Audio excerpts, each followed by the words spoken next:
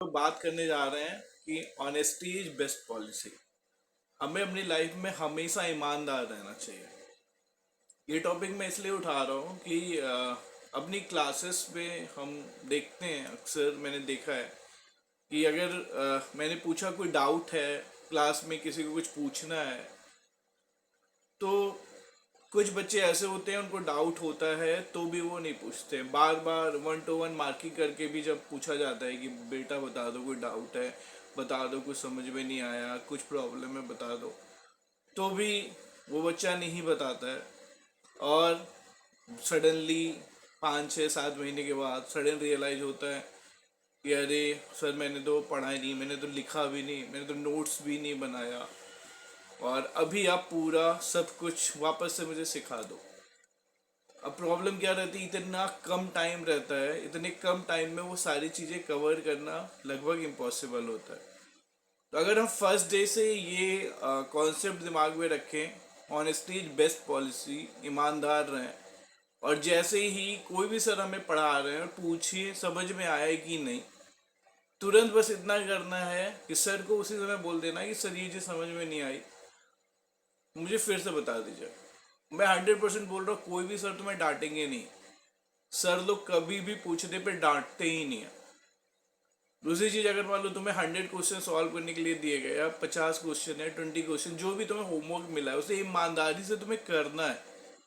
अभी क्या होता है, सर ने पूछा 20 कर लिया, हाँ सर कर लिया, कोई डाउट है, नहीं कोई डाउट नहीं है। मैंने तो कुछ बच्चों को यहाँ तक देखा है कि वो पीछे से आंसर देके बुकलेट में मार्क कर लेते हैं, पूछने पे दिखाते हैं सर देखो ये सब कर लिया, पीछे से आंसर देके मार्क कर लेंगे कि हो गया ये। क्यों करना है ऐसा? क्या मिलेगा इससे? किसको इम्प्रेस करना चाहते हो आप? अल्टीमेटली तो 6 7 8 महीने के बाद क्या हो जाएगी, सिचुएशन कॉम्प्लिकेटेड हो जाएगी, है ना। तो फर्स्ट डे से ईमानदार रहने में ही फायदा है। अब एक चीज हम और करते हैं, टेस्ट में ज्यादा नंबर पाने के लिए हम चीटिंग कर लेते हैं। उस चीटिंग का क्या फायदा है? फिर तुम बोलते हो कि पेरेंट्स फिर डांटते हैं अगर नंबर कम आते हैं।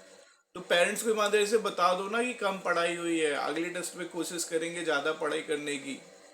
चीज़ों को छुपाना क्यों है? फर्स्ट डे से ईमानदार रहना। अगर गलती करी है तो उसके लिए डांट सुन लेनी है, और कोशिश करनी है कि अगली बार गलती ना हो।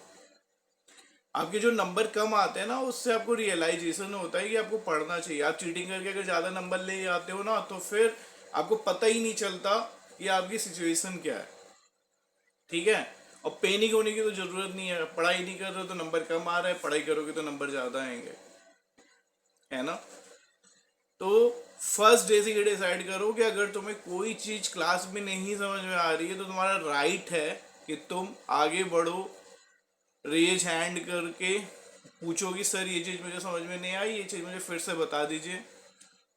2 बार 3 बार भी नहीं समझ में आई और तुम समझने की कोशिश कर रहे हो, तो पक्का तुम्हारे सर बताएंगे। 100% जो तुम्हारा टीचर है, जो तुम्हारा गुरु हो, 100% तुमको बताएगा। मैं गारंटी के साथ बोल रहा हूँ, कोई भी ऐसा नहीं होता कि आप पूछोगे और वो बताएगा नहीं। अगर आपने बार बार पूछा, अब बार बार पूछने पे आपके सर नहीं बता रहे हैं, तो आप ये बात अपने पेरेंट्स को बताइए। बाकी पेरेंट्स चीज़ें हैंडल कर लेंगे, लेकिन आप अपनी साइड से ईमानदार हो। और दूसरी चीज क्या है, होमवर्क तो प्रॉपरली करना है। हम सबसे ज्यादा गलती क्या करते हैं, होमवर्क ही नहीं करते हैं। सक्सेस के लिए जो सबसे जरूर, अगर पूछा जाए ना कि बेसिक कंडीशन क्या है सक्सेस के लिए, कोई पूछे कि सर मुझे वो बताओ कि सक्सेसफुल होना है तो बेसिक कंडीशन क्या है, तो बेसिक कंडीशन क्या है कि डे वाइज होमवर्क आपके पूरे होने चाहिए। आपका कोई भी होमवर्क पेंडिंग नहीं रहना चाहिए। जब तक आपका होमवर्क पूरा नहीं हो आपको सोना नहीं है।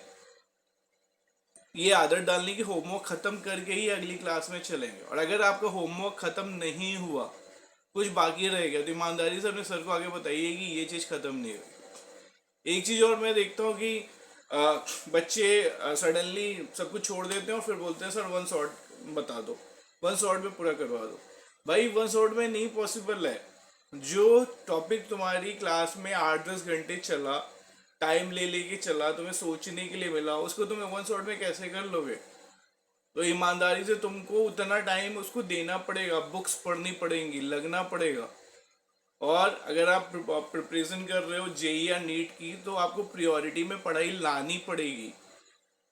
धीरे धीरे आपको मोबाइल गेमिंग से दूर जाना पड़ेगा, सोशल नेटवर्किंग से दूर जाना पड़ेगा। ये सब आप किस लिए कर रहे हो? अपनी सक्सेस के लिए कर रहे हो। आप एक बार अपने कॉलेज में चले जाओ, फिर ये सब स्टार्ट कर लेना। तो अगर अभी आपने बंद नहीं किया है ये सब करना, तो बंद करिए, मोबाइल को दूर रखिए, बुक्स को पास लेके आइए, ठीक है। और क्लासरूम में ईमानदार रहना है, डरना नहीं है, और किसी चीज़ की शर्म नहीं करनी है।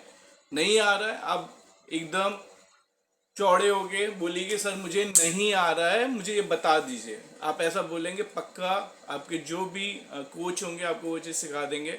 होमवर्क करके आना है, अगर होमवर्क नहीं हुआ है तो सर को बता दीजिए कि आज नहीं हुआ, हम कल करके आएंगे। ये छोटी छोटी चीज़ें अपनी लाइफ में करके हम अच्छा रिजल्ट ला सकते हैं।